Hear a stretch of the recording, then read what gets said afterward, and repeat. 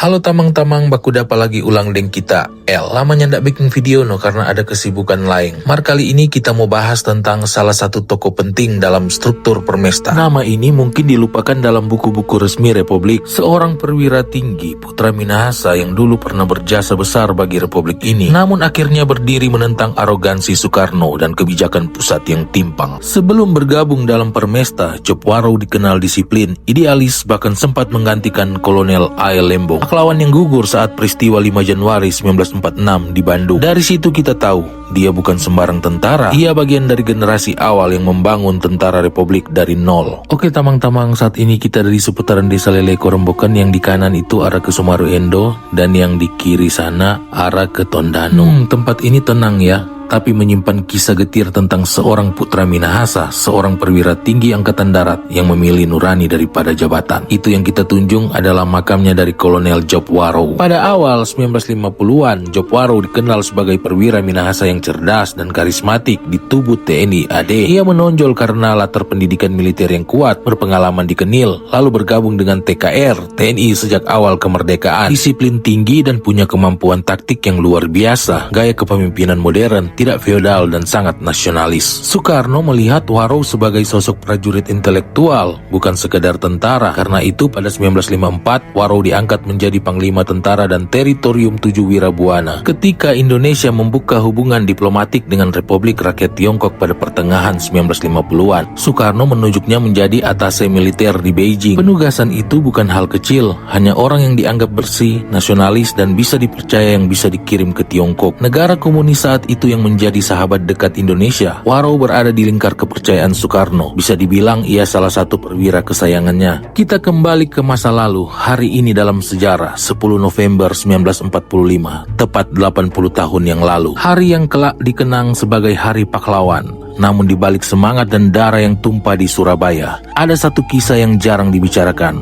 Kisah tentang mata bidik yang mematikan. Konon dari balik moncong senapan seorang prajurit Indonesia, Jenderal Malabi, perwira tinggi Inggris, tewas seketika. Namun, siapa sebenarnya yang menembak? Sejarah resmi bungkam. Ada yang bilang itu spontanitas pertempuran. Ada pula yang menyebut perintah tak langsung dari komando yang lebih tinggi. Dan disinilah nama Jopwarro mulai disebut-sebut. Dalam sejumlah catatan veteran dan kesaksian tidak resmi, memang beredar cerita bahwa Jopwarro yang saat itu masih muda dan berada di garis depan pertempuran menjadi salah satu penembak jitu sniper yang membidik kendaraan Malabi. Beberapa versi menyebut Warro berada di sekitar jembatan Red Bridge, jembatan merah. Ia bersama laskar dan pejuang yang tidak mengenali Malabi secara langsung. Mereka hanya tahu itu kendaraan Inggris yang menolak menyerah. Saat tembakan dilepaskan ke arah mobil, terjadi ledakan granat atau tembakan balasan yang menewaskan Malabi.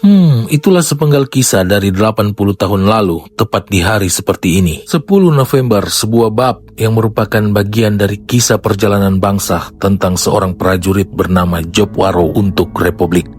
Ia pernah menjadi perwira kesayangan Soekarno. Nama Jopwarro dikenal di lingkaran dekat Bung Karno. Perwira muda cerdas, berani, dan memiliki loyalitas yang tak diragukan. Dalam banyak kesempatan, Warro berdiri di belakang presiden, menjadi bagian dari wajah militer Republik yang baru lahir. Namun waktu membawa arah berbeda. Tahun 1957, hubungan itu mulai retak. Warro melihat sendiri ketimpangan antara pusat dan daerah. Wilayah timur, Sulawesi, Minahasa, Maluku, dan bahkan Sumatera nyaris tak tersentuh pembangunan. Sementara di pusat, para elit politik dan militer sibuk berebut pengaruh dan jabatan. Dari Beijing, Warro masih berkomunikasi dengan sahabat-sahabat seperjuangan, Vences Mual dan Alex Kawilarang. Mereka sama-sama kecewa terhadap arah pemerintahan Soekarno yang dianggap terlalu Jawa sentris dan semakin terjebak dalam politik ideologi Nasakom. Saat ia kembali ke Indonesia, tanah Minahasa sudah bergejolak oleh semangat Permesta. Gerakan yang awalnya hanya ingin menata kembali Republik, bukan memberontak. Situasi berubah cepat. 2 Maret 1957 setelah dibacakan piagam Permesta, pada tanggal 29 September masih pada tahun yang sama, Soekarno datang ke Manado, tepatnya di Tomohon. Berpidato di mimbar Gereja Sion, menyerukan persatuan dan kesetiaan. Namun di balik pidato itu, bara semakin menyala. Tak lama setelahnya, atas perintah paduka presiden, langit Manado menghitam oleh bom-bom militer. Permesta yang semula gerakan politis berubah menjadi perlawanan bersenjata. Bagi para perwira dan prajurit Minahasa, Ini bukan sekedar perang, ini panggilan jiwa. Jiwa Warane yang tak bisa diam saat keadilan diinjak dan suara daerah dibungkam. Mereka bukan ingin menghancurkan republik, tapi ingin menyelamatkan semangat republik yang mulai diselewengkan oleh ego kekuasaan. Job Warrow pun berdiri di persimpangan sejarah, tetap menjadi orang Soekarno atau berdiri bersama rakyat dari tanah leluhurnya. Dan sejarah mencatat, ia memilih yang kedua, yaitu bergabung dengan saudara-saudara seminahasanya. Keputusan itu membuat Soekarno murka. Dari perwira kesayangan, Warrow berubah menjadi musuh negara. Tapi keputusan itu diambilnya bukan untuk memberontak terhadap republik, tapi atas nama keadilan yang telah dikhianati. Lanjut part 2.